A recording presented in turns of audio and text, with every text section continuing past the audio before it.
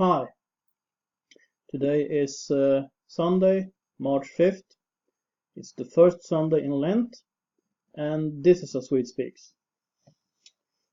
Ola Sigvardsson, who is the press ombudsman in Sweden, recently met with a spokesperson from Facebook. The press ombudsman in Sweden, you would expect him to care about the freedom of press, right? That's what you'd think, wouldn't you? I mean, in one way, you would expect a press ombudsman to be in favor of the freedom of speech. That's what you expect. But remember, this is in Sweden. So think again. What Ola Sigvardsson wants Facebook to do, he wants them to make sure that no so-called fake news are spread through Facebook. He wants censorship, but Facebook turned him down. I am not always very fond of what Facebook is doing, for instance in Germany, where there is heavy censorship. But kudos to Facebook for this. They turned him down. If you want to know, Ola Sigvardsson is an old Marxist, now turned press ombudsman. But obviously he's just trying to protect the old media, the lying press as they're called in Germany. And the picture, this is a picture of what's going on. The censorship, or the attempt to censor. Anyway.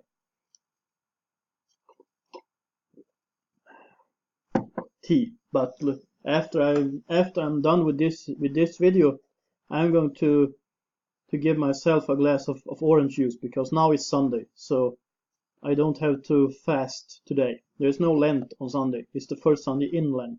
But well, anyway, that's a digression. The integration minister of Sweden, Ylva Johansson, she appeared on BBC recently, and she claimed that the rapes in Sweden were going down, that the number of reports they received about rapes was going down. If that is true, it's wonderful. However, it's not. It was pointed out to her by different Twitter accounts, people on Twitter, and she has now made a U-turn, and she said she's sorry because she had misunderstood the statistics. Fat chance. I think she tried to pull a fake news off. But anyway, she's made a U-turn. And what more is going on in Sweden that has something to do with this whole broad freedom of speech, Islamization issue? Because this is what it all boils down to. Well, my old hometown of Karlstad, they are building a new mosque there. I know the area where it's supposed to be built. I know there's been a lot of protests in Karlstad. A lot of people don't want a mosque there. Oh, good. Kudos to the people in Karlstad for this, or to the ones protesting at least. Sadly, it seems like there's going to be a mosque anyway. And the chairman of the Muslim association who is building this mosque is named Rauf Ahmadi. One of the things he is known for is that when the Swedish performance artist, I think you should call him, Lars Vilks, you know, the one with the rondel dogs, the roundabout dogs and so on, this guy, actually a leftist, but he's not very well liked by the left anymore because of how he's making fun of Muhammad and Islam and such things. So, well, I'll probably not agree on very much with Lars Vilks, but I'd agree on the important things. And he was lecturing in Karlstad in 2015, and Rauf Ahmadi was one of the people protesting against that. And Ahmadi's argument, the reason for his protesting was that it wasn't good that Wilkes came to Karlstad because people might get killed. Well, in that case, Mr. Ahmadi should protest against people who want to kill someone for speaking up. That's the real problem here. Lars Vilks had another lecture in Uppsala a little earlier, a few years earlier, where where some local Muslims tried to silence him. And this is it. There's also one more thing. A Swedish reporter, I think she is basically, Rebecca Weidmo Uvell. She is now the spending ombudsman. This is of course not. The press ombudsman, that's public, is sort of a public office, but the spending ombudsman, that's something private. But anyway, that's what her title is, and she has investigated the number of Somali associations in Sweden, and she found about 100. And in Sweden, organizing is basically a good thing. Swedes organize in different associations for their common interest, whether it be a union, a genealogists association, people interested in motorcycles, cars, local history, different kinds of sports, whatever. Basically, it's a good thing. But in this case, the problem is, because this sounds like a healthy part of civil society, right? Wrong. There is no civil society in Sweden. Everything is funded with subsidies from taxpayers. So why are there over 100 or about 100 Somali associations in Sweden? Well, they all receive benefits, subsidies.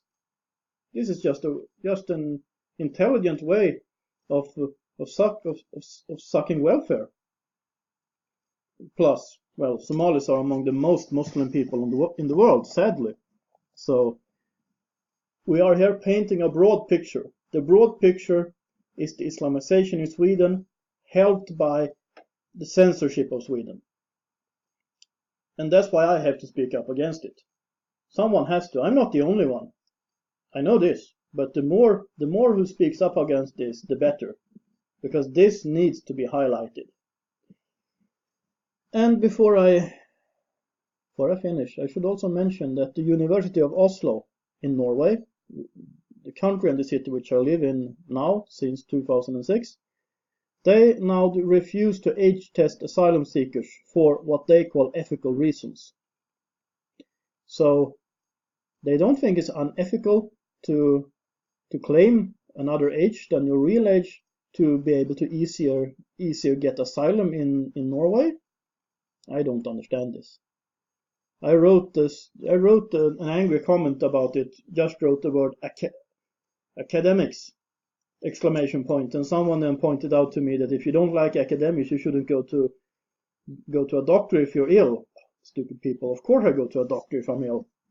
My point there was, which I also pointed out later, is for some reason academic people, and I have dabbled a little in academia, so I'm not completely unfamiliar with this, but academic people seem to be more politically correct than people outside of academia. Maybe because they're in their own echo chamber, reinforcing their own views. And this has to be challenged. Together we have to challenge the censorship in Sweden, and in the entire Western world.